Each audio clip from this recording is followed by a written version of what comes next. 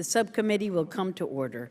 After recognizing myself and Ranking Member Deutsch for 5 minutes each for our opening statements, I will then recognize other members seeking recognition for 1 minute, and I hope that you do give a statement. We will then hear from our witnesses. Thank you, gentlemen, for being here. And without objection, your witnesses' prepared statements will be made a part of the record, and members may have 5 days to insert statements and questions for the record, subject to the length limitation in the rules. The chair now recognizes herself for 5 minutes. As the conflict in Syria continues, the numbers become even more staggering every day. Over 100,000 killed. 1.85 million refugees have fled the country, with over 500,000 going to our friend and ally Jordan, placing an extreme burden on our ally as it struggles to cope with the pressure of this mass influx and as the conflict threatens to cross its borders. And an additional 4.5 million Syrians have been internally displaced. Assad remains defiant, and in fact, his intransigence has become further entrenched thanks to the support from its allies, such as Iran and Russia. Iran, along with North Korea, has been cooperating with Syria and the Assad families for decades now, aiding Syria with its nuclear and chemical weapons program, as well as its ballistic missile program. Damascus is Iran's linchpin in the Middle East.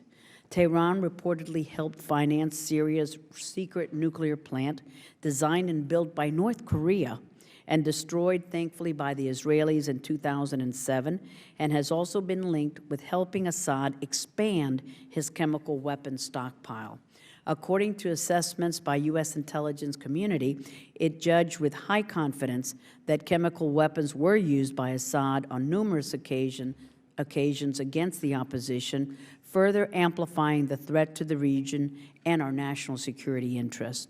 Tehran has provided Assad billions of dollars in direct funds and recently extended an additional $4 billion line of credit to help fund his brutal campaign against the opposition. Iran has sent military advisors and personnel to help Assad. Members of Iran's elite Revolutionary Guards have been sent to advise and fight alongside Assad's forces, as well as to help recruit external forces to come to the aid of the regime, including a large number of Iraqi Shiite militants and, of course, its proxy, Hezbollah. The Obama administration continues to take the misguided approach that negotiating with Tehran will bear fruit, but the actions of the regime say otherwise. Due to the lack of urgency on this administration's part to prevent Iran from becoming nuclear capable, I'm also concerned that it is not giving the Iranian threat the priority and the immediate attention it requires.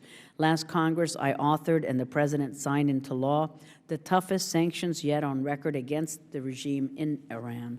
Later this afternoon, the House will vote on, and we hope pass today or tomorrow, Chairman Royce's and Mr. Engel's Nuclear Iran Prevention Act, which will further strengthen sanctions against Iran and send the Supreme Leader a message that a nuclear Iran is not an option. So it is perhaps fitting that we are here today discussing this subject, especially with our distinguished panel of experts. But as we all know, Iran, along with Russia, has been a key arms supplier for Assad's forces. There are daily flights from Iran to Syria filled with arms and supplies for the regime. These flights continue to fly over Iraq with near impunity, and the United States must do more to urge al-Maliki and the Iraqis to interdict and prevent these arms deliveries from reaching Syria. The Iran-Syria Nexus has very serious complications and consequences for our friend and ally, the Democratic Jewish State of Israel. The conflict is threatening to spread to Israel's borders, and the fear of Assad's chemical weapons being moved and falling into the wrong hands is very real. Yet the Obama administration, prodded by some in Congress, has decided to send small arms and ammunition into the war zone. I have always been and continue to be opposed to arming any rebels in Syria. I remain opposed to doing so. Instead of sending more arms, we should be looking at ways to stop the arms flowing into Syria from Iran, from Russia, and we should be looking at breaking the Iran-Syria Nexus. We must keep the pressure and increase sanctions on Iran and Syria. In the wake of last month's election in Iran, I must continue to caution the administration on offering more concessions to a state sponsor of terrorism that continues to undermine the stability in the region. No concessions and no waivers should be issued by the Obama administration until we see concrete and verifiable proof that Iran has begun to dismantle its nuclear program. I must reiterate that this new leader is not the moderate that many have been so eager to believe in Iran. It is the supreme leader who still calls the shots, and his nefarious ambitions have not been altered. And with that, I'm pleased to yield to the ranking member of our subcommittee, my Florida colleague, Mr. Deutsch. Thank you, Madam Chairman, for holding this hearing. Thanks to the witnesses for being here. Iran's destabilizing influence in the region, particularly in Syria, threatens to reshape the future of the Middle East by strengthening extremists, by undermining moderate states, and by fueling a dangerous arms race. In its current state, Syria is slowly on its way to a worst-case scenario. With the help of Iran and Hezbollah, Assad appears to have stabilized his grip on western portions of the country, ensuring continued Iranian influence, at least for the foreseeable future. Factor in the use of chemical weapons and the spillover of violence into neighboring states, and we're dealing with a staggering political and humanitarian crisis.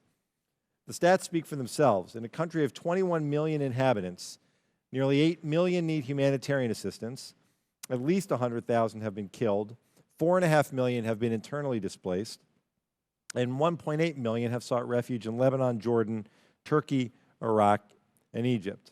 A shocking average of 8,000 people flee Syria every day, a rate of refugee outflow unseen since the 1994 Rwanda genocide. Amid all the human suffering, it's difficult to remember that the Syrian conflict was once a mass civic movement advocating for greater political freedom.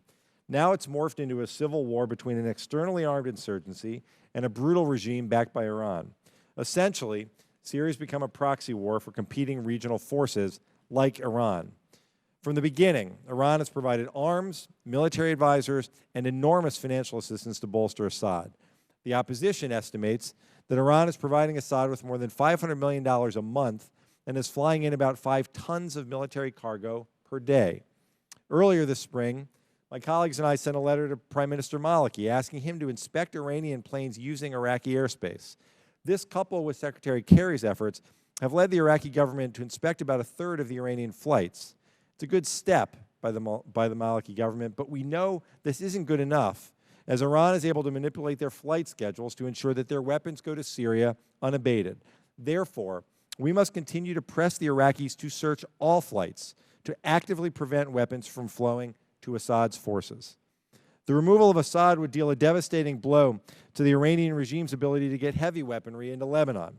From terror attacks in Europe and Latin America, Hezbollah has long done Iran's bidding around the world. In Syria, Hezbollah has openly intervened on Assad's side with more than 5,000 fighters and is largely responsible for Assad's reclaimed territory in the areas around Damascus and the city of Homs. Simply put, Hezbollah's operations in Syria have become a game changer. Iranian Hezbollah intervention has spurred greater sectarian tension, with almost daily calls from regional Sunni leaders for a jihad against Iran and Assad. However, we have seen the Gulf Coast countries react constructively with planned sanctions against Hezbollah. It is likely that these sanctions will be more potent than those imposed by the EU. Europe has taken an important step, but they and we can go further in sanctioning Hezbollah. Unfortunately, the secondary outcomes of this conflict are far more negative than positive. Lebanon and Iraq, 2 states with tenuous power-sharing agreements, are seriously threatened by a spillover of sectarian violence. The economic burden of hosting refugees is threatening to destabilize Jordan. And Hezbollah's involvement has only furthered a frightening arms race among the region's extremists. For example, last month, a group of hardline Islamists in Kuwait auctioned off cars to raise cash to arm 12,000 Syrian rebels with guided missiles, heat-seeking missiles, and tandem warheads. My colleagues and I are right to worry about how arms might end up in extremist hands. But we've got to face the facts. The extremists already have them. So what's next? We know that if the Syrian regime survives, Hezbollah will be strengthened and Iran's interventionist policy will only result in more aggressive behavior. Yet numerous questions remain. How do we safely support any moderates in Syria? What, if any, change will a new president have on Iranian decision-making in Syria? And finally, in an economy that's being strangled by sanctions, how do we put more pressure on the Iranian regime to end their support for Assad? What more can we do to pressure the Iranians? Thank you, and I look forward to hearing from the witnesses on these and many other questions. Thank you so much, Mr. Deutsch, for your opening statement. The following members have requested 1-minute statements. If you're not on the list, please let us know. Mr. Shabbat, and then Mr. Schneider, and Mr. Kinzinger. We'll start with Mr. Shabbat of Ohio. Thank you, Madam Chair, and I have a markup in judiciary, so I'll be being back and forth, so I apologize for that in advance. The terror imposed upon the Syrian people by the Assad regime with the help of the Iranian mullahs is horrifying. Since last spring, estimates suggest that nearly 90,000 people have been killed, and the mass exodus of refugees to neighboring nations continues unabated. The humanitarian crisis is getting worse by the day. In previous hearings over the last year or so, some of us have expressed skepticism about the steps that the Obama administration was taking or not taking in Syria, and concerns that the U.S. efforts would not ultimately result in Assad's removal from power. Here we are today, and the Assad regime is still thriving because of the supply of weapons, fighters, and cash from Iran, creating an even more dangerous environment which is destabilizing the entire region and threatening the security of nations like Israel, Jordan, and Lebanon. Iran wants Assad to win this fight because his removal would be a decisive setback for its own nefarious plans in the region. Consequently, the mullahs in Iran are doing whatever they can to ensure it preserves its influence, no matter what happens in Syria. And I yield back. Thank you very much, Mr. Shabbat. Mr. Schneider. Thank you, and thank you to the witnesses for joining us today.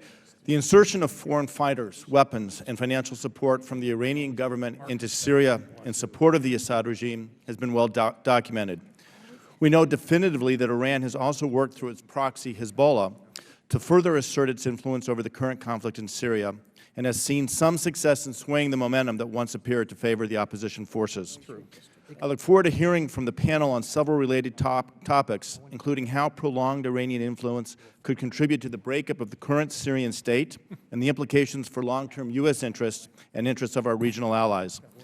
I'm increasingly concerned that the fighting between Kurdish, al-Qaeda, Jabhat al-Nusra, opposition forces, and other militias in Syria will only provide greater space for Iran to exert its influence over the future state of Syria, to the detriment of our interests and that of our allies. I look forward to hearing from the panel on these issues, and I yield back. Thank you very much, sir. Mr. Kinzinger. Thank you, Madam Chair. And I've been very vocal about my concern about the lack of policy and the lack of focus of this administration when it comes to the Middle East.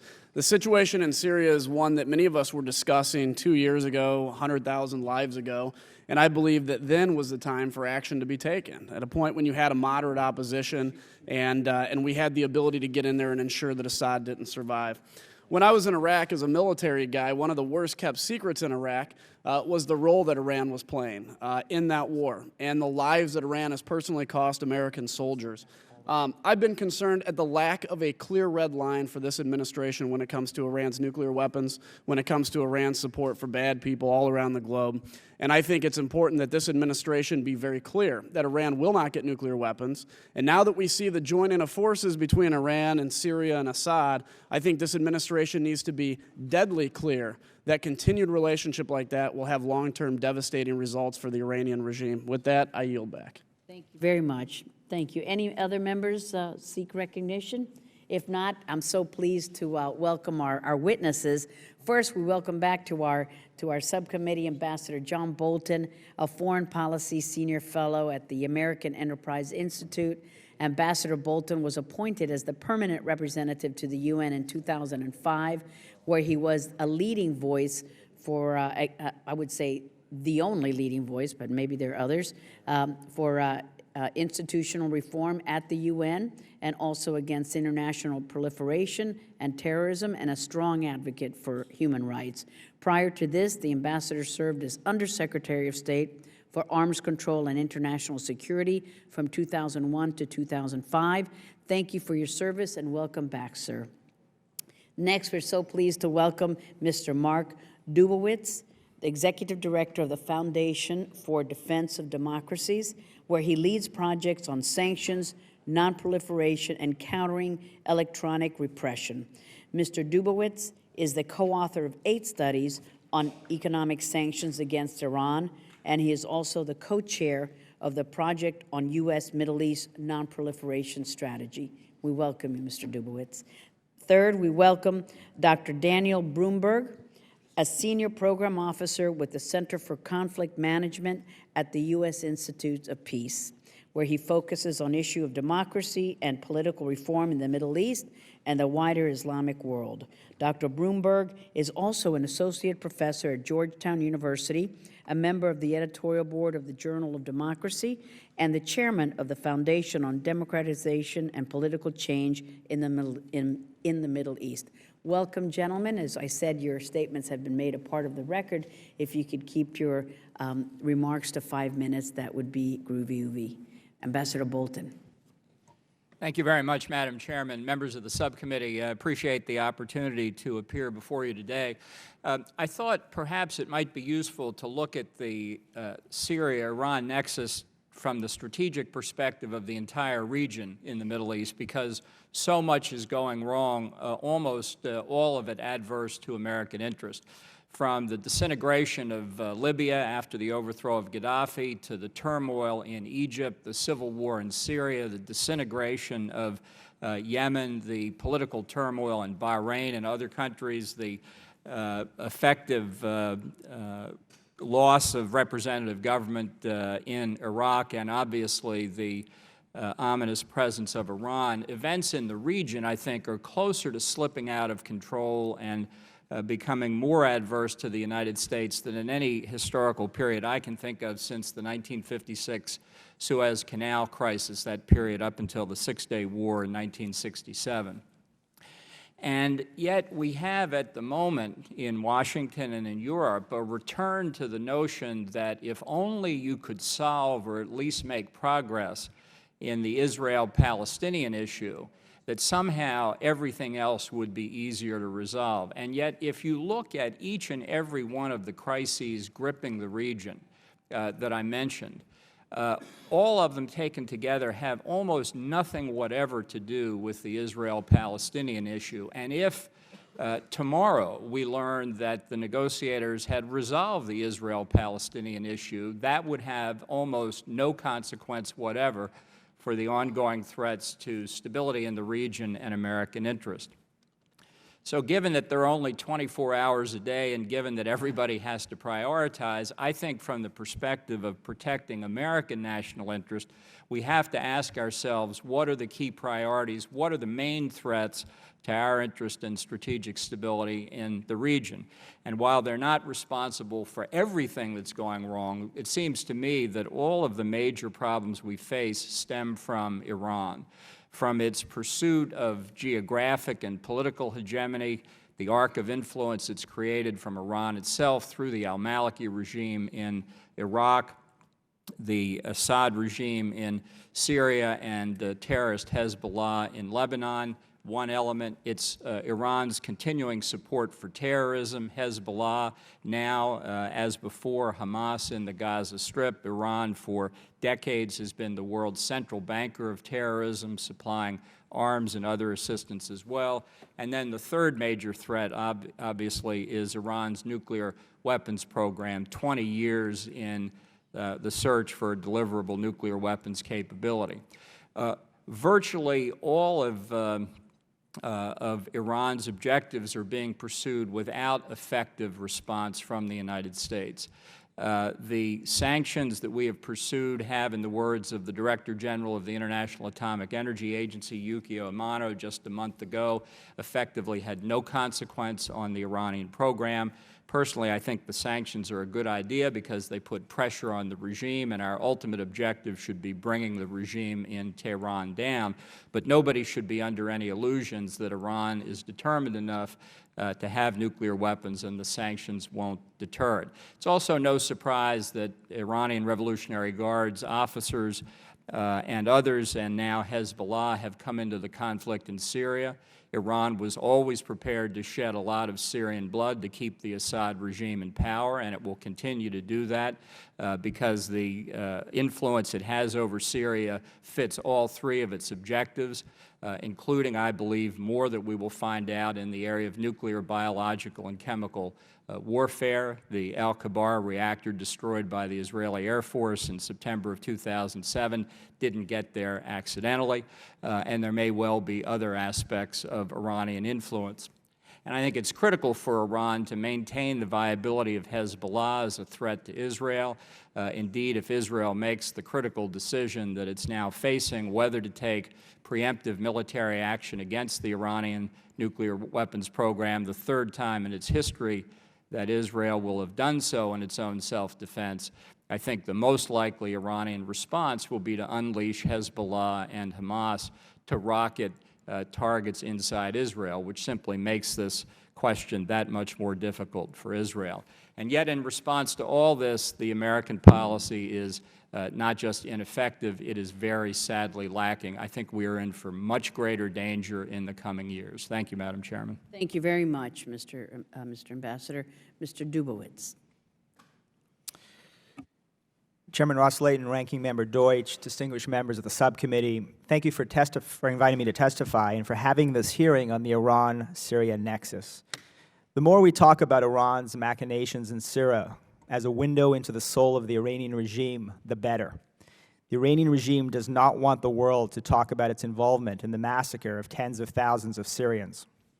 As we are only 4 days away from the inauguration of Iranian President-elect Hassan Rouhani, I will focus on the consequences of his election for Iran's role in Syria and the appropriate U.S. policy response. The election victory of Mr. Rouhani has revived a myth as old as that of the revolutionary theocracy itself, the myth of moderation. Were Mr. Rouhani a truly different kind of Iranian leader, he would insist that Iran and its terrorist subsidiary Hezbollah stop assisting the Assad regime to murder Syrians. He would end the repression of Iranians and fully comply with Iran's nuclear obligations under international law. This optimism, however, may not be warranted. And indeed, if his moderation is only aspirational on our part, Washington could easily allow Iran to solidify its grip on Syria and develop an irreversible nuclear capability. I would argue that it would be naive to expect a significant shift in the foreign and security policies of the Islamic Republic.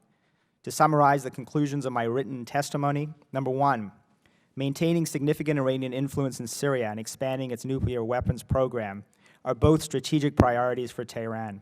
In both cases, Iran is successfully testing the red lines of the United States and the international community. Number two, Iran's supreme leader handles Syria policy with operational control in the hands of Major General Qasem Soleimani, the Revolutionary Guard's Quds Force commander. Most Iranian presidents, including Rouhani, have little say over Tehran's foreign and national security policies. The exception was former President Rafsanjani during his first term, when Ali Khamenei still was consolidating his position as the supreme leader. During the duration of the Syrian war, Mr. Rouhani has been the personal representative of the supreme leader to the Supreme National Security Council. In this role, if Mr. Rouhani has had any influence on the regime's Syria policy, then he has been complicit in the slaughter of tens of thousands of Syrians. Even if he has influence, Mr. Rouhani's public statements reveal that his conspiratorial, anti-American, and anti-Israel positions on Syria are closely aligned with Iran's supreme leader in the IRGC. His few statements against so-called extremism, terrorism, and foreign interference reflect Assad's position, which is to label the entire uprising against his rule as terrorism and not a genuine popular uprising. Unlike on the issue of Syria, Mr. Rouhani has been publicly critical of how his predecessors have conducted nuclear negotiations. His record, however, reveals that he has been a practitioner of nuclear deceit and suggests that he cannot be trusted on the Syria file either. Finally, if Mr. Rouhani wants to prove himself an influential and reliable interlocutor, he must end Iran's nefarious military and financial activities in Syria. But let's be clear, stopping the massacre of Syrian Muslim and Christian women and children should not be rewarded with concessions. It should be the definition of moderation. U.S. policy should be designed to treat Iran's Syria and nuclear policies in the same way that Tehran views them, as two sides of the same coin and essential strategic elements of Iran's drive for regional hegemony. Washington must respond to tangible action, not political rhetoric, and be cautious of opportunities for Rouhani to engage in strategic deceit at the proposed Geneva II conference on Syria and at the next round of diplomatic talks with the P5+1.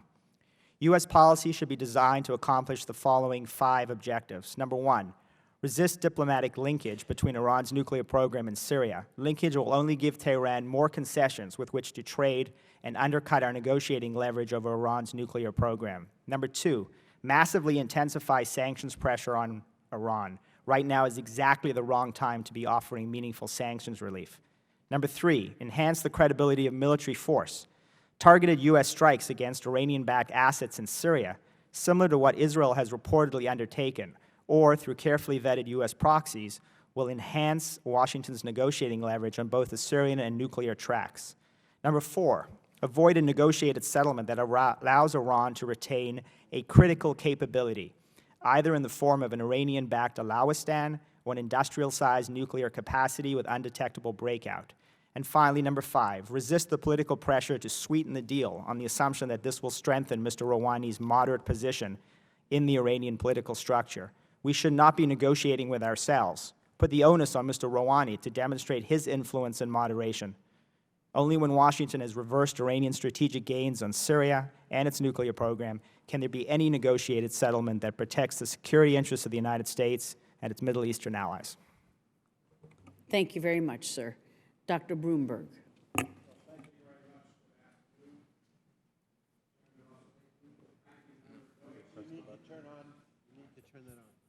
So sorry, I'm going to start again. Good afternoon, Chairman Ros-Lehtinen, Ranking Member Deutsch, and other members of the subcommittee.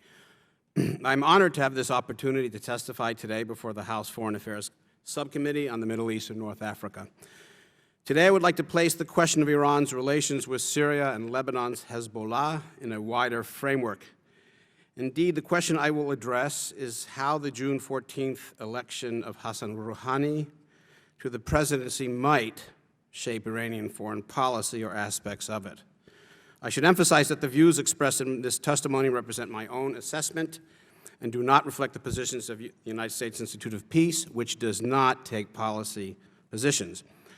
Both before and after his election, Rouhani stated that he and his new government would strive to regain the trust of citizens at home and to rebuild Iran's frayed relations abroad. By reform, Rouhani seems to mean opening space for the return of those political leaders and groups that were previously excluded from politics and ensuring that these groups and the wider populace have some basic civil rights. But he also argues that pursuing these domestic goals requires diminishing international conflicts that former President Ahmadinejad and his hardline allies used to justify repressing the reformists. Rouhani and his allies appear to believe that reducing international tensions will facilitate a reopening of the domestic political arena. The chances for Rouhani's achieving limited success on the domestic front are not bad, if only because a wide spectrum of groups, including some within the so-called principalist camp that had supported the former president, now argue that reviving the economy and regaining the people's trust are vital to reviving the Islamic Republic's battered legitimacy.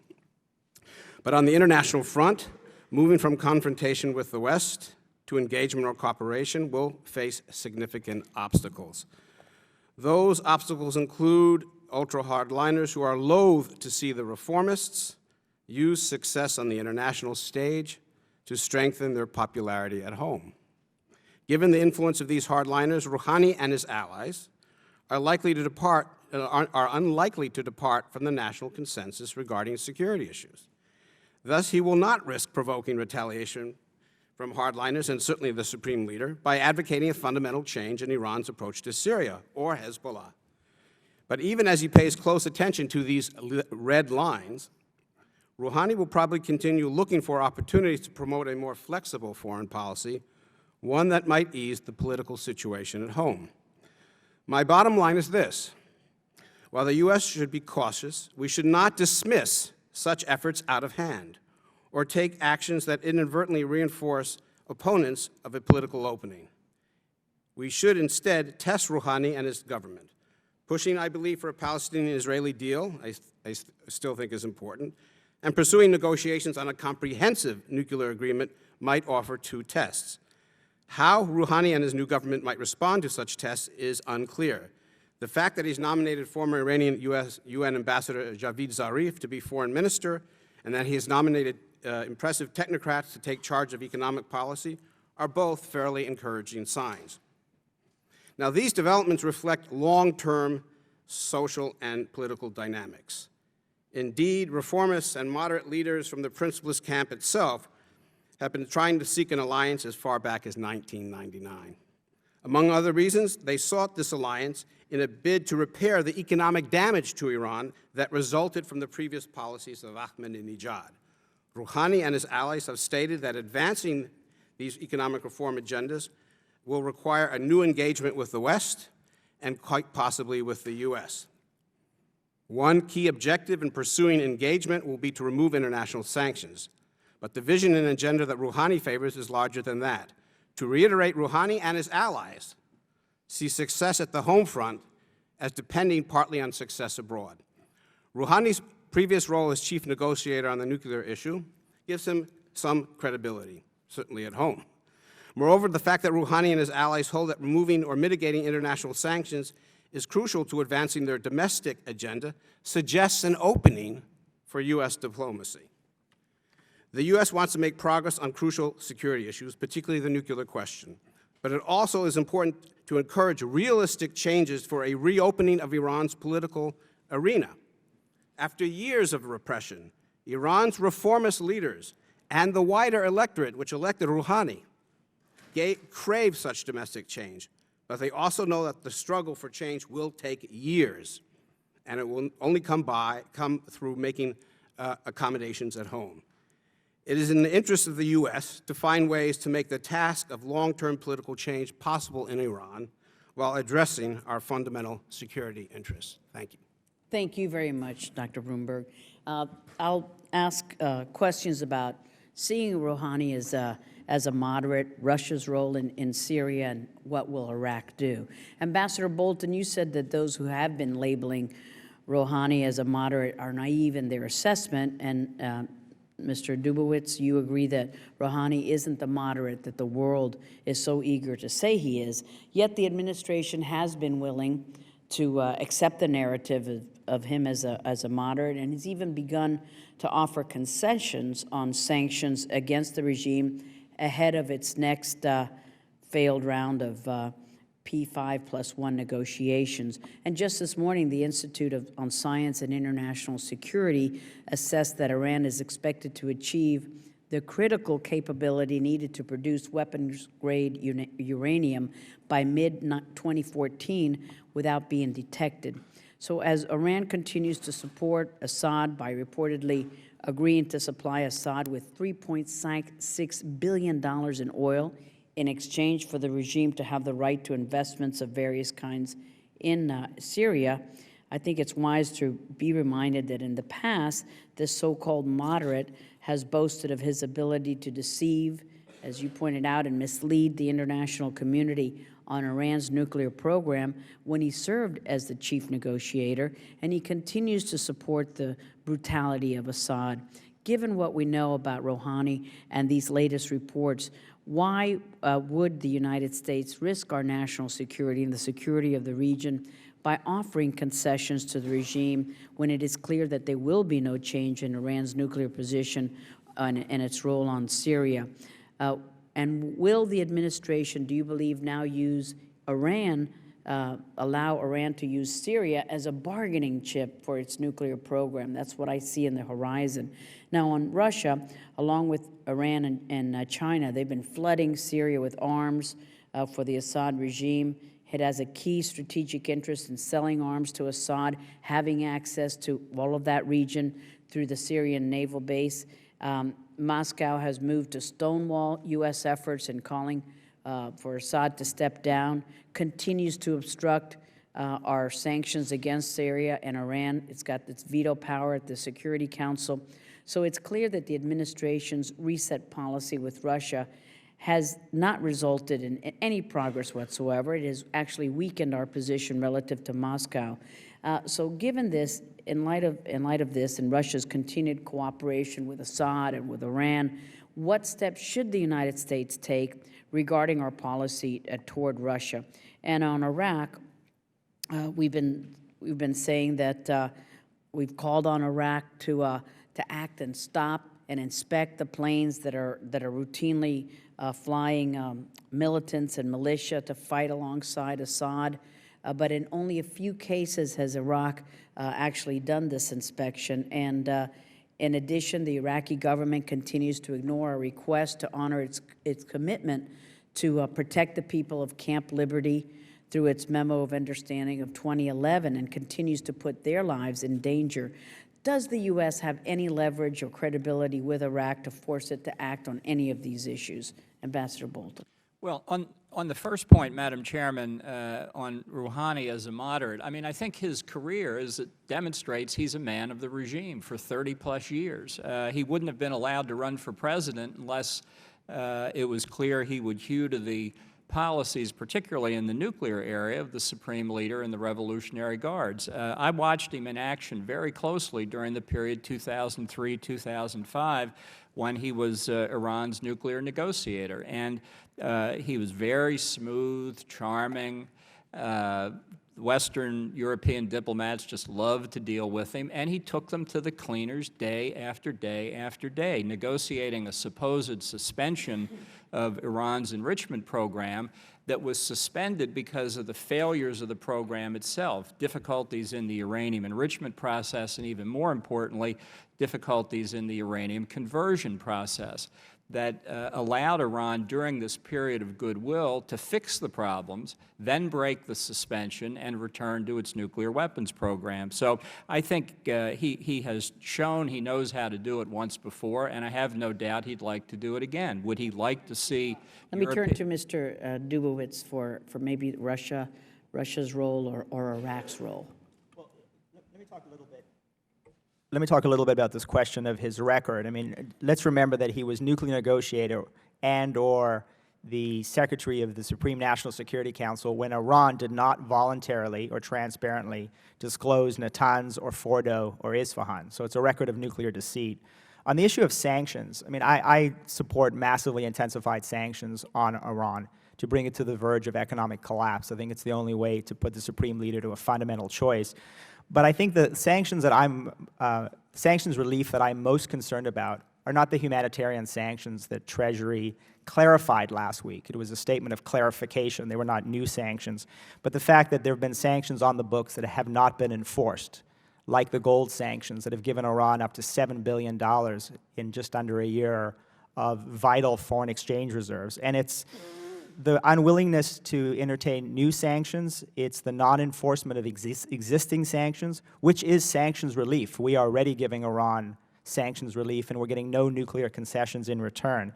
And finally, on the issue of linkage, I think the issue of linkage is very important, Madam Chairman, and that is that the Iranians will try to expand the negotiations to include Syria and their other interests so that they can trade concessions. And we have to be very careful not to link the Syria issue with Iran's nuclear program. On Russia and Iraq, they are both sanctions busters. We are not enforcing sanctions against either country, and they are both in violation of our financial and energy sanctions. Thank you very much. Thank you, gentlemen. My time is over. Mr. Deutsch. Thank you, Madam Chairman. Mark, I just wanted to follow up with Mr. Dubowitz, with where you left off. What is it, and I'd throw this open to all three of you, what is it that that needs to happen for sanctions to have the best chance of working? We're going to pass legislation this afternoon that will aim to strengthen the sanctions. We can give you, all of us sitting here can give you the statistics about the successes that the sanctions have yielded in terms of really tightening the economy in Iran, and yet the numbers, the statistics about what Iran is doing in Syria, the amount of money, the amount of supplies, are staggering. How's that happening, first of all, given where their economy stands?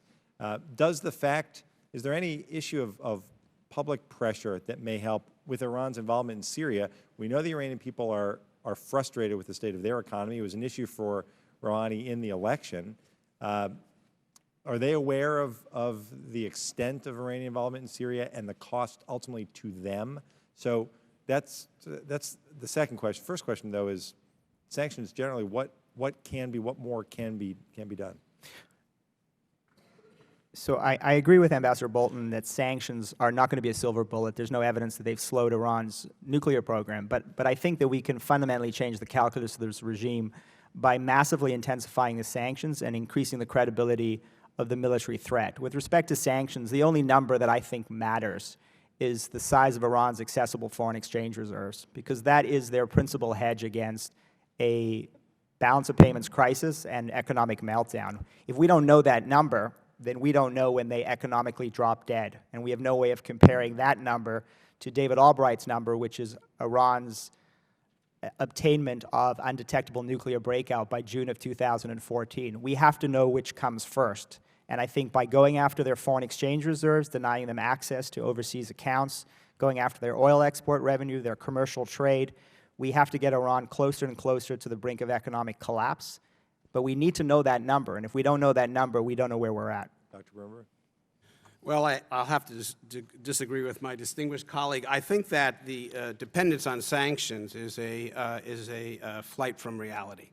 The notion that by increasing sanctions we are going to compel Iran to do something it doesn't want to do is simply a substitute for a strategic policy. It's not a policy. It's easy to agree on, it's easy to get consensus on, but it's not an effective policy. It hasn't worked so far. I see no evidence that if you put a gun to the heads of the Iranian leadership, they are going to say, we will do what you want us to do. It hasn't been successful. And when something doesn't work, you don't keep repeating it. That's not a policy. Now, sanctions, there are two ways we can think about sanctions. Sanctions are always a means for some sort of end. Sanctions can be a means of a war policy. From the vantage point of Iran, and if Iranian leaders were listening to the presentations today, they would say, well, clearly the point of view, and our colleagues have basically said this, the point of view of sanctions is regime change. Now, if that is your message, then that is your message. Then, of course, if you want to make war, you make war. Right. But if sanctions is an adjunct for negotiations and is a bargaining chip, then you have to be ready at some point or other to conceive of a deal in which you are going to remove sanctions, because sanctions are there in order to compel your adversary to make peace, and that means a dual-track approach. So I'm not saying that one or the other is best. I think we have to decide what we want to do.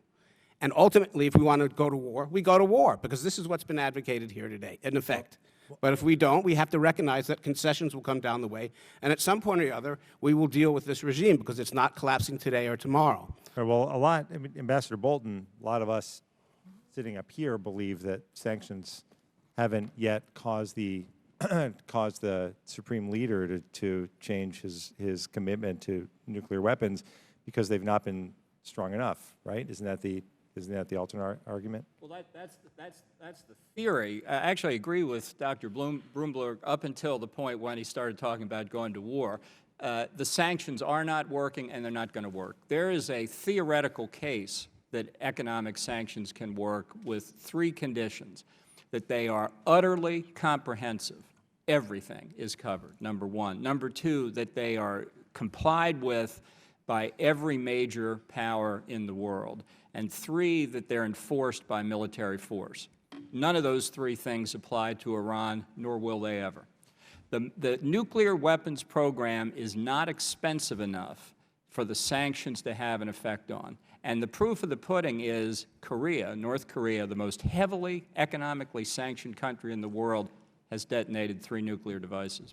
Madam Chairman, may I ask for 30 seconds for Mr. Dubowitz to respond to the suggestion that North Korea is an example here.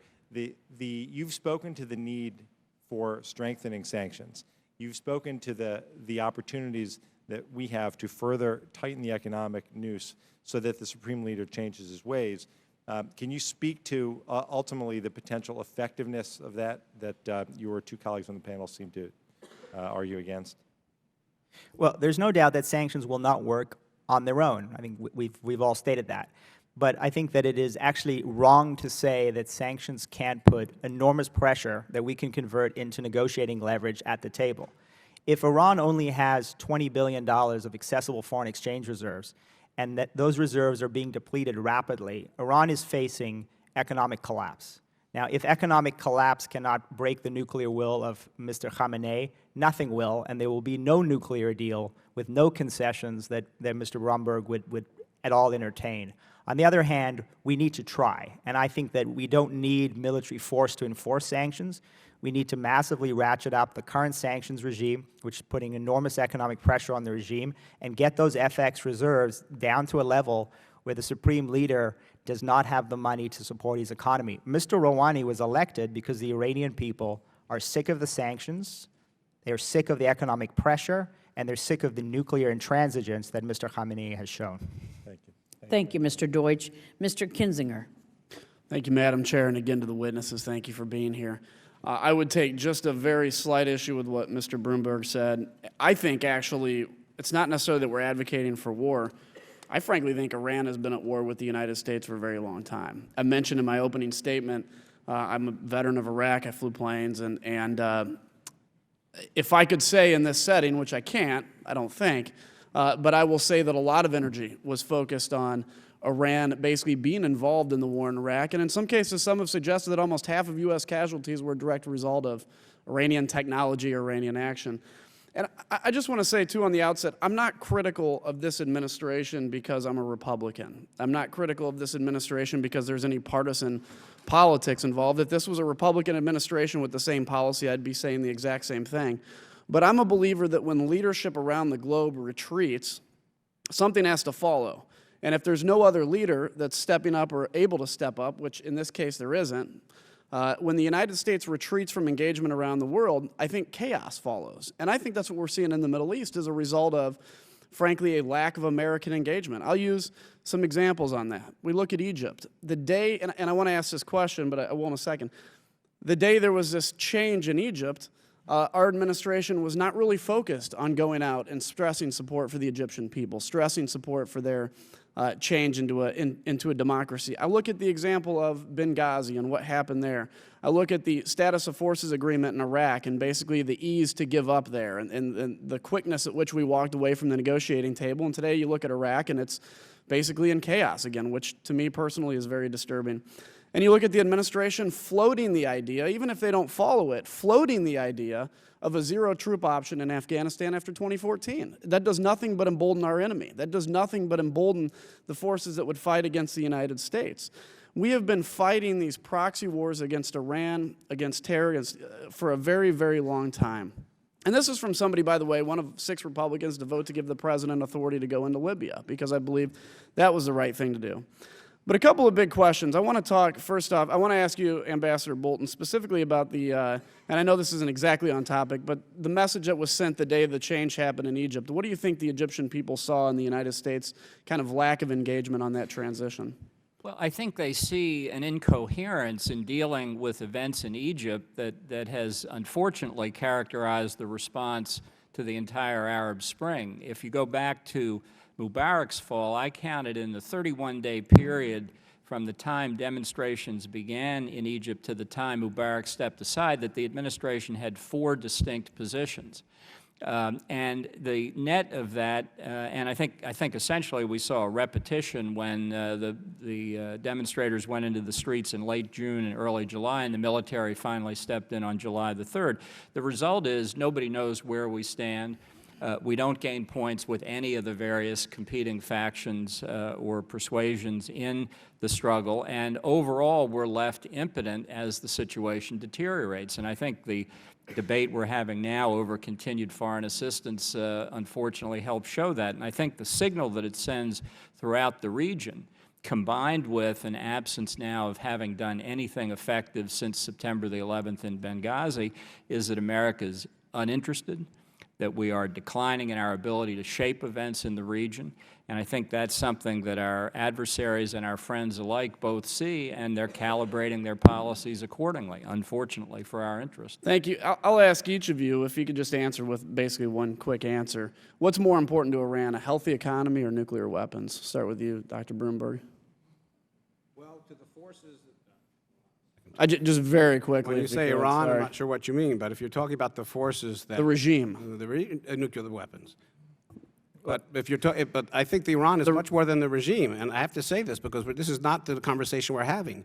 There was a force. There was a force that brought Rouhani into power. This is the force of the electorate. They want economic and political change, and Well, that's great, and we've been talking about that for 20 years. The fact is the regime's in charge, and the regime is the one chasing nuclear weapons. Mr. We Dubowitz, might have some disagreement on that. would you say healthy economy or nukes? Regime survival. And if they think that a nuclear weapon can guarantee the survival of the regime, they will pursue it. If they think that there's a fundamental choice between a nuclear weapon and the survival of the regime, we may have a chance of breaking their nuclear will, but we need enhanced leverage. We can't be naive. This isn't the Harvard negotiation project. Mr. Ambassador. They want nuclear weapons, and I would say, please don't believe the official economic statistics. These are expert smugglers. With the largest Iranian diplomatic facility in the world is in Caracas, Venezuela. Because of their close cultural ties? No, because they're laundering their money through the Venezuelan banks. Well, thank you. I have a million more questions, but my time's Very out. good so I yield questions. back. Thank you so much. Mr. Schneider. Thank you, Madam Chair, and thank you to the witnesses. I'd like to pick up essentially where we left off, but as you talk about, Mr. Dubowitz, the desire of the Iranian regime is survival. And we saw in the recent election what to them appears to have been a surprise outcome with the election of Rouhani.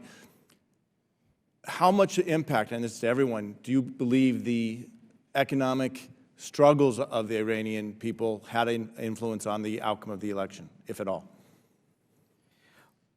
Well, thank you for the question. I think the Supreme Leader doesn't fear the United States. He doesn't fear Israel. He fears his own people. He knows what he's done to his own people. He's brutalized them. He knows the sense of despair.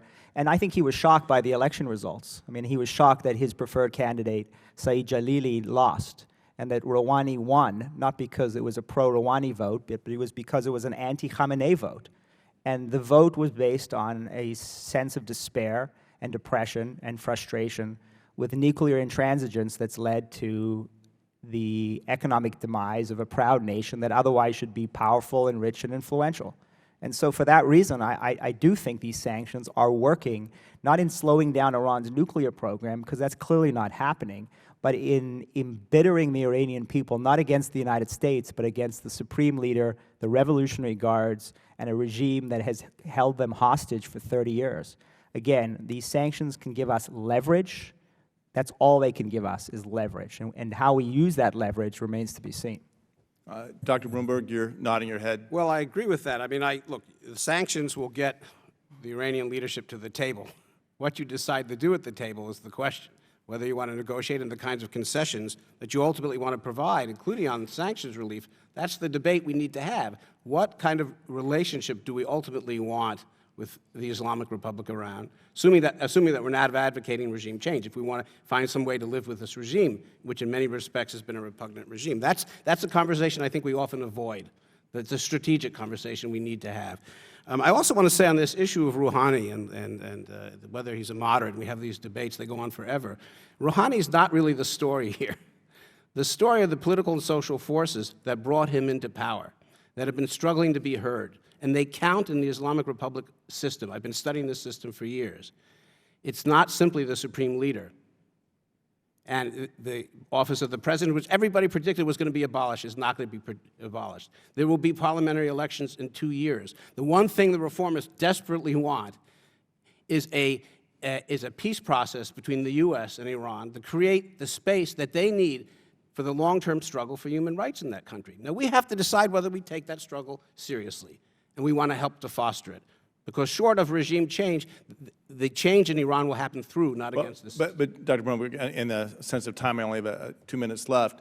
Out of this committee and going to the floor today or tomorrow is a bill that strengthens the sanctions regime, that hopefully gives us that leverage to try to force the hand and change the course away from progress towards a nuclear capability. And it seems what I'm hearing is that those sanctions have had an effect on the economy. The effect on the economy has had effect on the politics in Iran. And so it seems to me that we should be pursuing more sanctions or stronger sanctions. Am I missing something? I think the sanctions haven't had an effect on the polity. There's no doubt about it. But alone, the sanctions will not compel the Iranians to do what we think they should do. They will not do it by themselves. We have to sit down and negotiate and decide ultimately whether we are going to be living with sanctions forever or offer real incentives in return for a deal that we and the Iranians can accept. No, That's the conversation I don't think we're The having. conversation we have here, sanctions are a means to an end. The sanctions aren't the goal. Preventing Iran from having a nuclear weapon is the goal. Mr. Dubowitz. Well, there's a lot of talk in Washington about sweetening the offer, and we're not being generous enough to the Iranian regime. There is an offer on the table. It was presented at Almaty. It is a very good offer, despite the fact our administration officials go on background at describing the sanctions relief as modest. The offer says gold sanctions and petro sanctions, chemical sanctions relief worth tens of billions of dollars in exchange for 20% and the suspension of 20% enrichment. That is increasingly an irrelevant nuclear concession if you believe David Albright and nuclear experts who say we are moving to undetectable nuclear breakout. So there's an offer on the table. Let Rouhani respond to it before we talk about sweetening that offer or offering generous sanctions relief. We should be enhancing our negotiating leverage, not diminishing it before we show up for the negotiations. And my time is up as well. I have many more questions, but again, thank you for your time. Thank you very much, sir. Mr. Weber of Texas. Thank you, Madam Chair. I'm going to follow up on that. Winston Churchill, Mr. Dubowitz, said that an appeaser is someone who feeds the crocodiles his friends one at a time, hoping it'll eat him last. Is that what's going on here? We're simply trying to appease them in a sanction process, and they're going to get the nuclear weapons. Is that your best opinion? You know, I don't like to use the word appeasement because I think that everybody who's engaged in this has the best of intentions and is trying to figure out how to deal with a very complicated diplomatic issue. I do think that we tend to take a very Western approach to this, you know, where we're all trained in sort of negotiating tactics, that we want to have a good relationship, we want to expand the community of interests, we want to look for different options, we want to find a deal. Well, the fact of the matter is we are negotiating against hardened negotiators who employ brinkmanship. One who's already misled the United States and boasted about it. They've absolutely done so. So this Rouhani-phoria that has followed the election of Mr. Rouhani, I think has to be treated with a high degree of skepticism, not because of only of his track record, but the track record of the Supreme Leader and the fact that these are men who understand the nuclear file and have forgotten tricks we haven't even learned. All right, let me move from that to one of my colleagues, Mr. Deutsch, down on the other side of the podium here, said that they were, I believe, sending around $500 million a month into Syria and 500 tons of cargo a day, if I remember him correctly. Were y'all aware of that? And you think that's pretty accurate? Based on $500 million a month, now you've talked about their surplus, I think. How long can they do that? Well, I think that's the essential question. I mean, if we know what the size of their accessible foreign exchange reserves are, and we know how much money they've got in the bank, then we have a pretty good sense of how long they can do that. So do the math. How long is it? Well, you know, that's the question you need to ask the administration. Let me move over to in a Ambassador classified Bolton. setting. I don't think we know what Iran's foreign exchange reserves are. I don't think they've been honest over the past decade in declaring what their reserves are and where they are. I don't think they're being honest today about their oil exports. I don't think they're recording as official exports the oil they're trucking through Kurdistan into Turkey. I don't think we're calculating the oil they're shipping through Iraq as Iraqi oil. In other words, you think they would purposefully mislead us? I know it's shocking. Golly. Let me move on. That's the way it goes. Let me move on. So you say if the Israelis have that airstrike, if they issue that strike, that Iran most assuredly will retaliate, and I think you said by unleashing Hezbollah to just unbelievable rocket barrage. Of course, we have the Iron Dome in place. Any idea of what kind of sustained barrage and how long that would go on? Well, I think the Iranian calculus, although you can never be sure with a regime of that nature, is that they can intimidate Israel into not acting by threatening Israel's civilian population. And I think the supplies and the personnel that they have put into the Bekaa Valley for Hezbollah since the end of the Israel-Hezbollah war in 2006 is very, very frightening. I think their efforts, which are continuing to put at least a modest missile capability in Hamas's hands in the Gaza Strip, all make this an extraordinarily difficult decision for Israel, which is what it's calculated to do. And I think that's why we have to look at this from the perspective that there's not much time for Israel to make a decision whether it's going to use. Well, it's just delayed annihilation, if you will. I mean, they can either go ahead and stop the process now or be confronted with it later. Or they can risk the very real possibility that we've all miscalculated, right, and that Iran has facilities we don't know about, right, or that they're working with North Korea, or many other things that put them much closer, not just to 1 or 2 nuclear weapons, but to scores of nuclear weapons. No, I would agree with that. Now let me move on back to you, Mr. Is it Dubowitz or Dubowitz? Dubowitz. Dubowitz. You said earlier that not killing Christians, women, and children should not be the framework for concessions in your prepared remarks. Would you reiterate that? Well, what I said is that if Mr. Rouhani and this regime were to actually come to the table, demonstrate their moderation, sure, they should stop killing Syrian women and children. But we shouldn't reward them for that. So that we're should be the not definition of moderation. You're not saying that we're negotiating with that right now. No, we're not negotiating with that right now. Okay. What I'm suggesting is that we try to view Mr. Rouhani through the prism of the nuclear file all the time, and I think what we try to do in this hearing, given right, the nexus, is to view him through the prism of Syria, where Mr. Rouhani and this regime are complicit in the slaughter of tens of thousands of Syrians, including women and children. And that should give us pause. Oh, absolutely. We sit down with this man. That's a great point. I appreciate you making it. Madam Chair, I'll yield back. Thank you, sir. My Florida colleague, Ms. Frankel. Thank you, Madam Chair. So first of all, thank you all for your service. And to me, this is an example of very smart, committed people with very different opinions on things. And I just want to just say as an aside that I'm personally happy that our Secretary of State is trying for peace in the Middle East, and I hope and I expect that he will not lose focus on Iran and Syria and the rest of the chaos. Mr.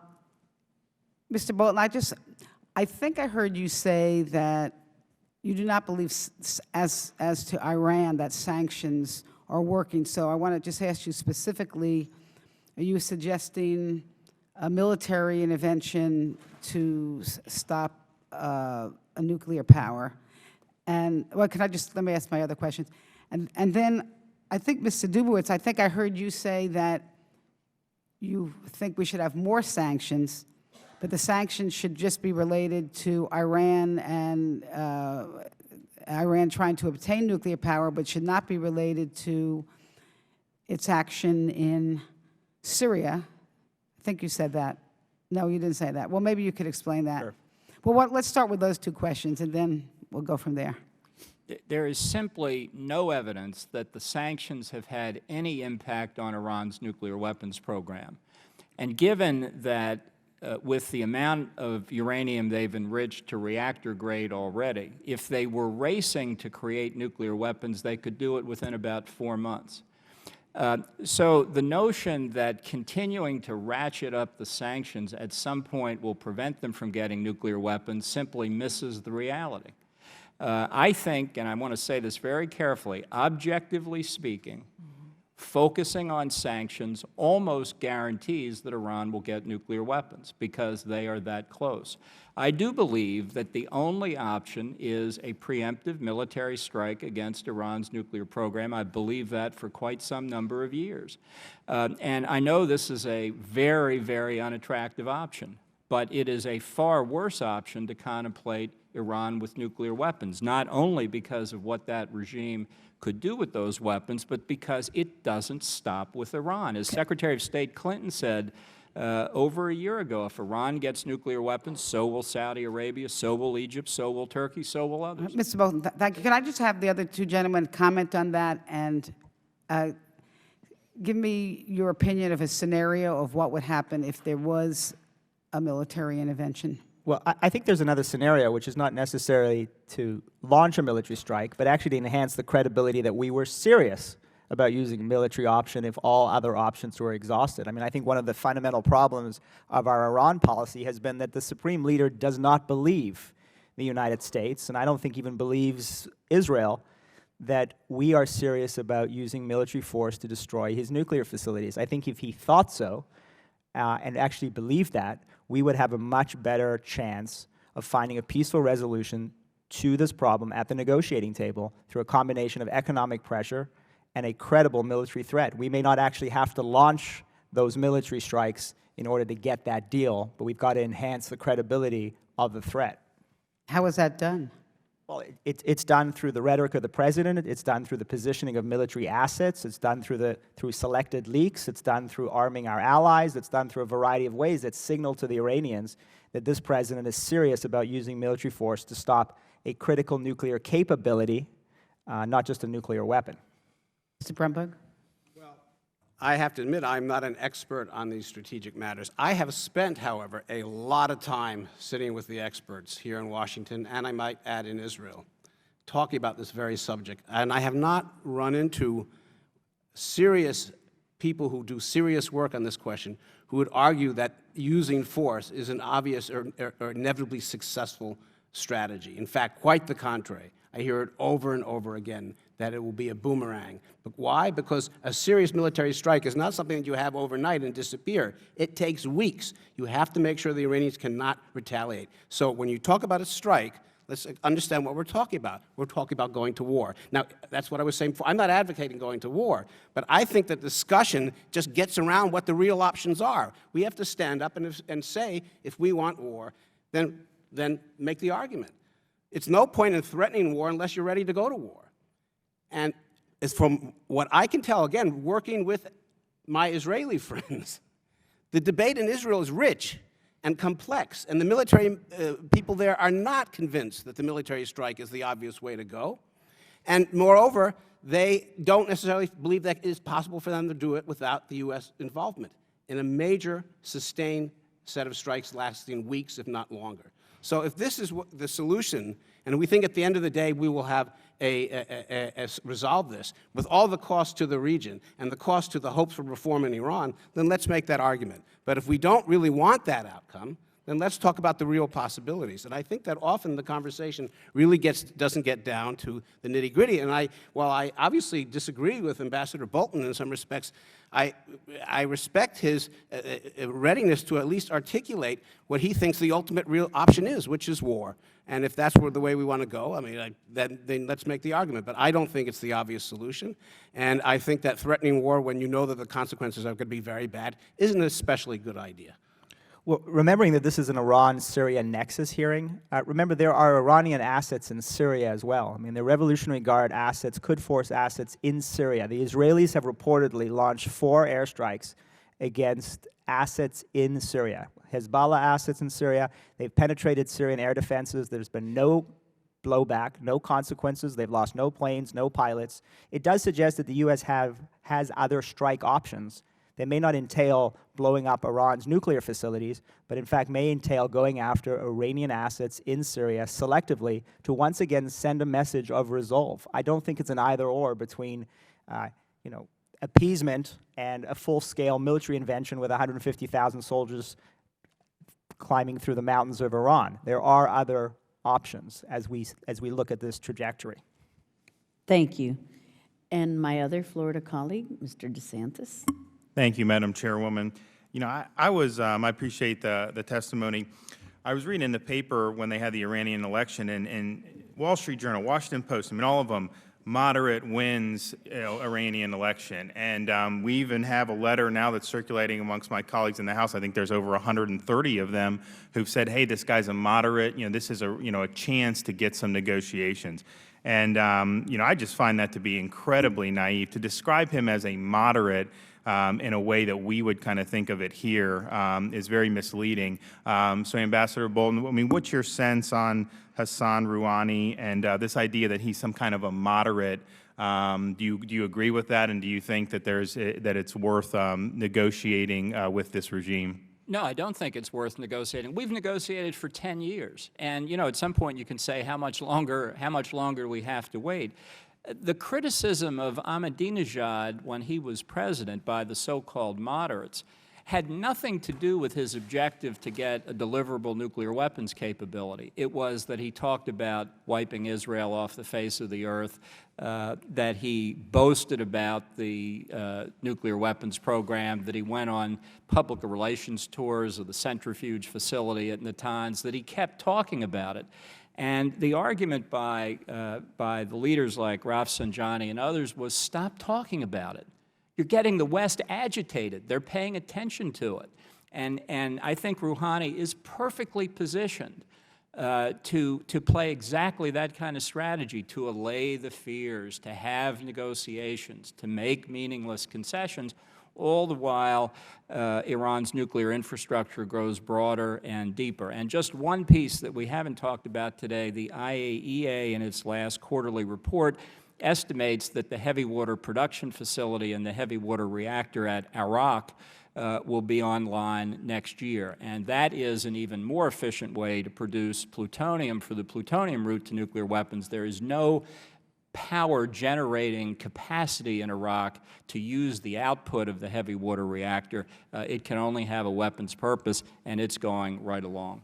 With respect to Iran's pursuit of nuclear weapons and Israel's response, you talked about an Israeli strike. I think in your testimony you meant a strike on the actual reactors. One of the gentlemen up here mentioned some of their other assets in the region.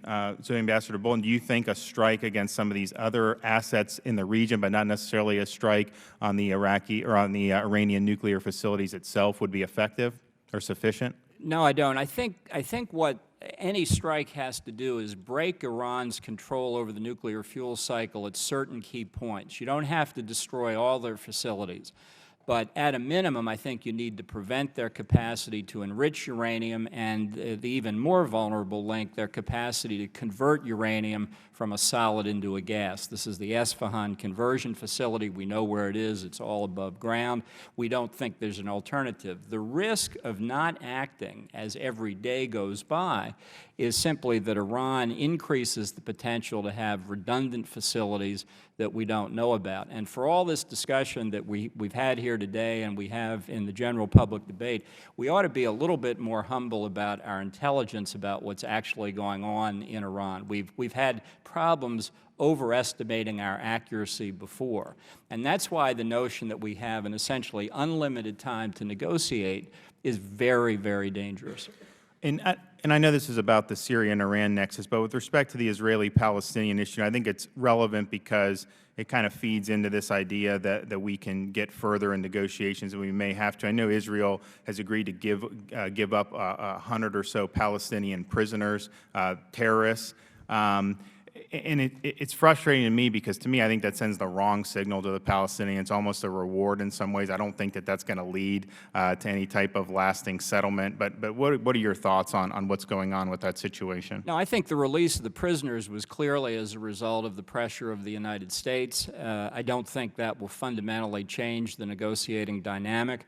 And I think the ultimate outcome is that we're going to be left pretty much in the place that we were before. I do think, to the extent that it reflects an investment of American prestige in an effort that's almost certainly doomed to failure, it will leave the United States, when that occurs, in yet even weaker a position in the region as a whole than we are already. Well, I appreciate that, and thank you, Madam Chairwoman. Thank you, sir. Mr. Connolly of Virginia. Thank you, Madam Chairwoman. And you may not remember that I was once a Senate staffer on the Senate Foreign Relations Committee, but in 1981, I staffed the nomination hearing for a young person named John Bolton, who was young ones? He was young. He had no gray hair. He still had the mustache, though. Much like you. Yeah, that's right. He aged. I don't know what happened to me. Well, starting with you, Mr. Ambassador, you sound pretty gloomy. You have no faith in the restart of peace negotiations undertaken by Secretary Kerry, and you think that there's really no alternative but to a preemptive strike to take out the nuclear capability that's being developed in Iran. Is that correct? Yeah, it's a very, very unattractive alternative, but I think you have to look at it this way. If the choice were between the world as it is today compared to the world after an Israeli strike, we would all prefer the world as it is today, of course. But that's not the choice that Israel faces or that the United States faces. The choice is between the world after an Israeli strike compared to a world where Iran has nuclear weapons.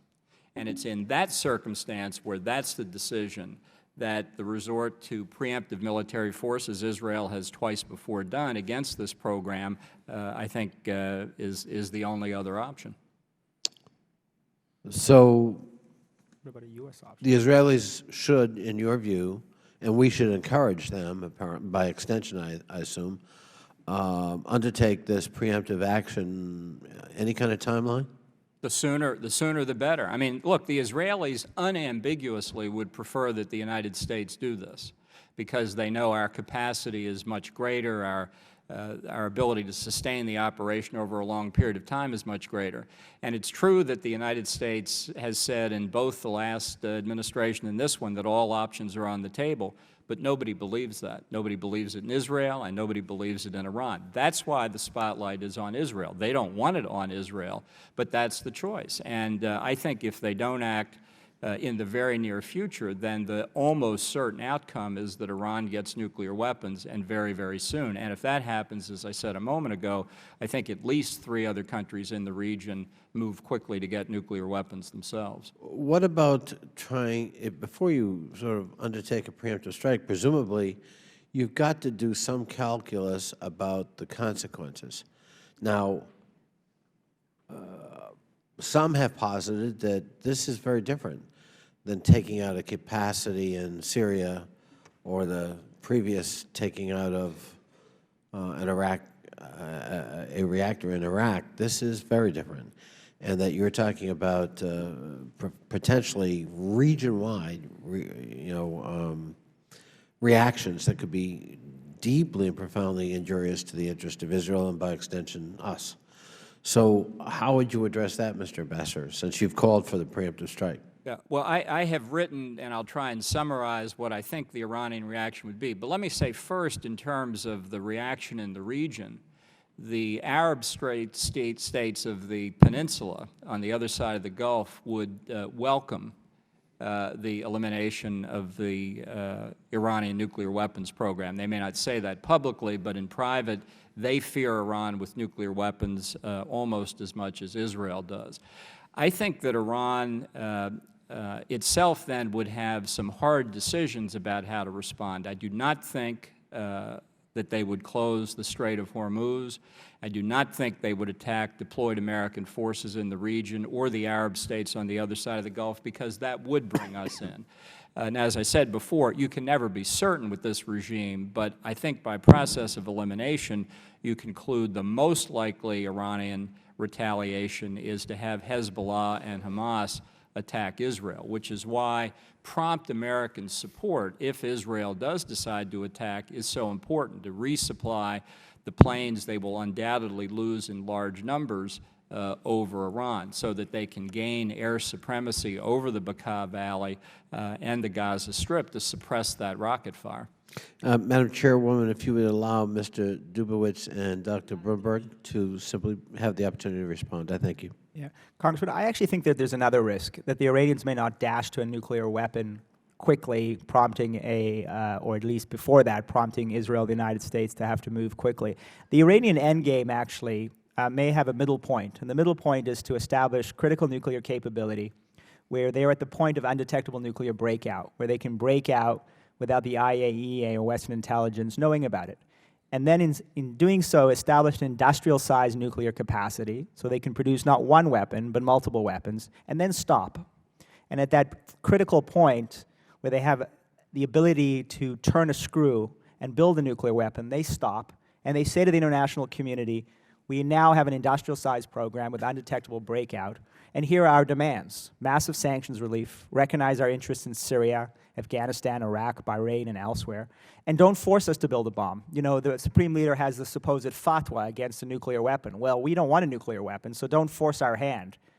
And in doing so, have all of the leverage and turn the tables on the international community, get massive sanctions relief, get the oil flowing, get the economy stabilized, and then at some point, because I think it is absolutely in the Supreme Leader's DNA, then dash to a weapon, and dash to a weapon with a strong economy and without sanctions in place. That may be a potential end game that I think we should be very conscious and very wary of. Well, this discussion illustrates anything. It's the lack of good alternatives. I mean, I think we all recognize, listening to this discussion as we're trying to work out a very difficult situation, that that many of the alternatives are worse than the other. The Israelis themselves, from what I know, speaking to the experts, don't believe that they have the ordnance to undertake an effective strike by themselves. And therefore, there's no such thing as successful or effort to be successful on the military front without a concerted, extended, protracted bombing campaign supported by the U.S. And again, there's no guarantee that it will be successful, and it may have regional effects that we can't imagine. It may be disastrous, and that's disastrous. That's why the Israelis are so worried and are not necessarily adamant for making the kinds of moves that some are advocating. I might also just add one more remark here, and that is, we talk about the Iranians looking for capacity and having the capacity, and what that means. It's a very complex issue. Can we negotiate under those circumstances an agreement that we can accept? Perhaps not, perhaps so. We don't really know. This is a matter to be addressed through negotiations. Unless we simply don't want to have negotiations, then the war option is really the only one, and it's not a good one either.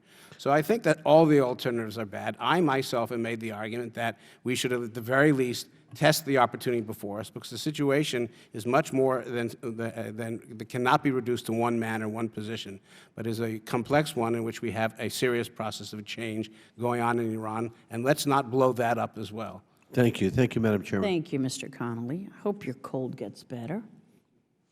And Mr. Deutsch and I have packed this subcommittee of Floridians, so very pleased to yield to Dr. Yoho of Florida. Thank you, Madam Chair. I appreciate the opportunity, and I enjoy you guys and your testimony. What I see is our foreign policy as a circle. It's like a tiger chasing its tail for the last 25 to 30 years. You know, stop Iran from developing a nuclear weapon, sanctions, the threat of war, the IAEA inspectors, in the hopes that Iran will not develop a nuclear war. Mr. Bolton, or Ambassador Bolton, in your book, Surrender is Not an Option, for over 20 years, we and other nations in the world have attempted to dissuade Iran from developing a nuclear weapon, but yet they get closer decade by decade, year by year, day by day. And we send the IAEA in there, and they get hoodwinked. And then, you know, Iran says we're not doing it, but we know they are, and they have been. I mean, the proof's in the pudding right now. What other strategies, other than the sanctions that we have talked about and the threat of war, would you recommend? And this is for all three of you. And what, in your opinion, and I know this is crazy, but play along with me here, because the last 30 years have been kind of crazy. And this has happened before with Pakistan developing a nuclear weapon, and then India said it couldn't be done, and then North Korea and China.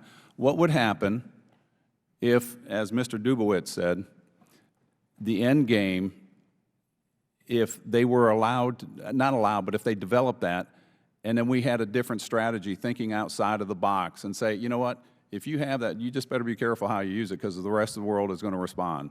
I mean, I know I have not heard anybody talk about that, but yet you said your end game is getting Iran that close to developing a nuclear weapon.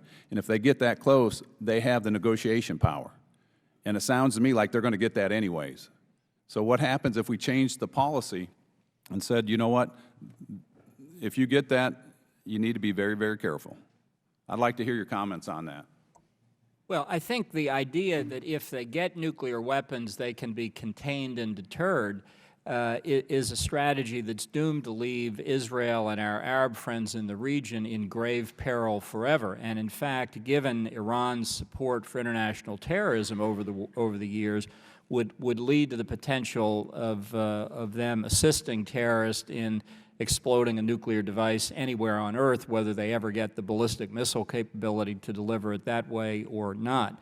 And as I said a moment ago, once that happens, even if I'm wrong that you cannot contain and deter a nuclear Iran, it doesn't stop there. You've got the proliferation to the Saudis, to Egypt, to Turkey, and others that takes an already very dangerous environment in the Middle East and ratchets it up to half a dozen nuclear weapon states in a relatively short period of time. And that, too, is a prescription for disaster. So that's why I think it's been so important to focus on stopping Iran in the first place.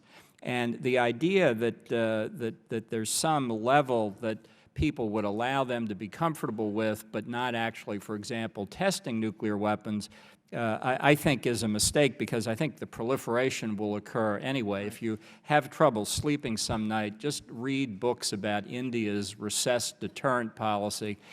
In the decades before they detonated weapons in 1998. They did have everything but turning the last screw, and everybody knew it, and that's why Pakistan got nuclear weapons. And that is proliferation at work. That's why, as I say, the ultimate conclusion has to be to stop Iran in the first instance, and we're very nearly out of time to do that. Well, I absolutely agree. I mean, I think Iran as a threshold nuclear power would be as dangerous as Iran with nuclear weapons, which is why we must ensure they don't get there. And these notions of giving Iran the right to enrichment or having it have domestic enrichment, I think are fanciful, because ultimately this is a regime that has shown itself willing to rapaciously cheat and deceive, and if it has domestic enrichment, it'll do so. Just to answer your question, sir, I think that there is more we can do to show the Supreme Leader that we are serious. I mean, if you look at it from his perspective, Iranian provocation in Iraq, in Afghanistan, around the world, including trying to blow up a restaurant in Georgetown, Washington, has been met with nothing, no response, court hearings, prosecutions, angry words, and even on the sanctions front, targeted sanctions, graduated sanctions, focused sanctions. We haven't responded in a massive way. On the sanctions side, it needs to be massive sanctions leading to economic collapse. We should be responding in places like Syria, not with UN Council recommendations or Geneva II peace conferences, but with actually killing Iranian IRGC Quds First commanders in Syria. I mean, they're there, they're on the ground. We should be taking them out. That will send a message that we're serious. Madam Chair, can the next witness answer that? Absolutely, Dr. Thank you, ma'am. Yahoo. Well, I think you put your finger on the question, and that is there any level of enrichment that we can live with in a negotiated settlement? Now, if the perspective of the United States and our European allies is there's no level of enrichment on Iranian soil acceptable, there is no basis for an agreement, and we should simply stop negotiating and consider the options which we've already talked about. I am not convinced that this is the basis for a negotiation, and I don't think whatever administration was sitting in the White House would necessarily agree to that premise, because it only narrows your options and precludes negotiations. So once again, this is really about ultimately what is the end game of a negotiation, what are you prepared to live with? And that's a discussion that neither the Iranians nor the Americans are very likely or happy to have. We keep dancing around it. In some sense, we're making progress here because at least we're having that discussion. But that's really the ultimate question, and we can have a useful debate about that. Thank you. Thank you very much. Mr. Messer, you are our cleanup batter hitter. Come on, out of the ballpark. Thank you, Madam Chair. Certainly appreciate the testimony today and have learned a lot listening. I think in the last couple questioners, you know, often when we go through these conversations, we assume that it's a given that Iran we cannot have a nuclear Iran, and yet then don't talk about the consequences of what that really means. I think in the last couple questioners, we managed to get there. So I'll skip through the questions I was going to ask there and just say, in my view, I think shared by at least two of the three on the panel, there is no world in which it's acceptable to have a nuclear Iran. The world would be forever changed, and we have to do whatever we can, even the most unsavory of options, to make sure that that doesn't happen. This hearing is about the nexus between Syria and Iran, and obviously in the world we live in today, there's an awful lot of events happening in Syria. So I would just ask the panelists to assess where they see events in Syria today, the stability of the Assad regime, and how does this nexus change in a world if Assad falls? Well, let me just address one aspect we haven't talked a lot about in connection with Syria, and that's the effective confluence of interest between Iran and Russia in keeping Assad in power. I think that's very important for a lot of reasons, and I think that's why you see the momentum, the dynamic in the conflict having shifted these past several months. It's certainly not over yet. We've been up and down and all around in Syria over the past 2 years. I don't think you can predict at this point even yet what the outcome will be. But Russia and Iran have worked effectively to keep the Assad regime propped up when it looked like it was about to go down. And that is significant, I think, because of the larger regional implications. Russia and China cast 3 double vetoes in the Security Council of U.S. and European proposed sanctions. They're going to do whatever they can to keep Assad in power, as Iran will. And that's one reason why I worry, in the midst of all this chaos in the other countries in the region, that the Russians see an opportunity, maybe not to get back to where they were in Soviet days before Sadat took office in Egypt, but they see the potential to expand Russian influence in the region that they haven't had in a long time. And so that's why this conflict in Syria is so important to them. And I think we've missed this in the last 2 years. We believed for a long time we could negotiate with Russia to ease Assad out of power. It was never going to happen. And I think the Obama administration was reluctant to take Iran on in the early days of Syria because that would tank whatever prospects there were of negotiating with Iran about the nuclear weapons program. That's the linkage point right there. So I think it's a very, very troubling time from that perspective, and that Russian-Iranian cooperation isn't ending in Syria. You're going to continue to see it as the Russians, for reasons of their own and very mistakenly, in my view, but as they continue to fly political cover for Iran on this issue. Okay, thanks. The other panelists. Well, with respect to Syria, I mean, again, I think the Iranian game there is to establish a different kind of critical capability. In that case, to establish what my FDD colleague Tony Badran has called Allawistan. So Assad is winning. Assad will probably not have control over all of Syria, but if he could control a landmass that stretches from Latakia in the north to Tartus on the border of Lebanon in the south, includes Homs in Damascus, with territorial contiguity with Lebanon, which provides a land bridge to Hezbollah, then he has Allawistan. He has a landmass, a launching pad for Iranian influence in that region. And that's a different kind of critical capability than we talked about on the nuclear side, which is threshold critical capability. I think on the issue of how we deal with this, and this is the response to my friend over here, I mean, I think we make a big mistake when we negotiate with the Iranians in responding to an Iranian declaration that something is non-negotiable by saying, okay, it's non-negotiable. Well, then we'll take it off the table. So the right to enrichment, domestic enrichment, non-negotiable. We won't have a deal unless Particularly when the result is non-negotiable. Well, that's right. And I think that that's just a big mistake in negotiating with men who employ brinkmanship. Everything is negotiable. And in fact, what we need to be doing is what the Iranians are doing, creating facts on the ground in the way that they create centrifuges on the ground, enrichment stockpiling, and critical territory in Syria. We need to be creating our own facts on the ground to use as leverage in a negotiation process where we can actually come to some peaceful determination. Okay, Madam Chair, with your permission, Mr. Bremberg. Absolutely, without objection. I think we all can agree that the situation in Syria is disastrous on many levels, and one of which we've already mentioned briefly, and that is it's been the basis for an escalation of a sectarian war between Sunnis and Shiites throughout the region. And that is feeding the jihadist movements everywhere, including, of course, now in Sinai, which has become a huge problem. And what's interesting is that in Iran, there's a considerable debate about this, because they know the blowback of their so-called success in Syria will come to haunt them. And this has implications for Iran's own security. If Lebanon and it falls apart and Hezbollah is completely dragged into a sectarian war, Iran's own interests will not be defended, and in fact will be undermined. So the Iranians are having an interesting debate about this. The incoming president and the people around him are surely aware of it. They've talked about it, and they're going to have to deal with the unintended consequences of their so-called victory in Syria. Thank you so much, and I thank the witnesses for excellent testimony, and I do agree with Ambassador Bolton. In an ideal world, peace between Israel and the Palestinians, always a wonderful thing, but meanwhile, we can only have so many hours in the day. You have to focus on what's happening. We've got Egypt in crisis. We've got Iran close to nuclear weapons. We've got bloodshed in Syria, and look what this administration is doing.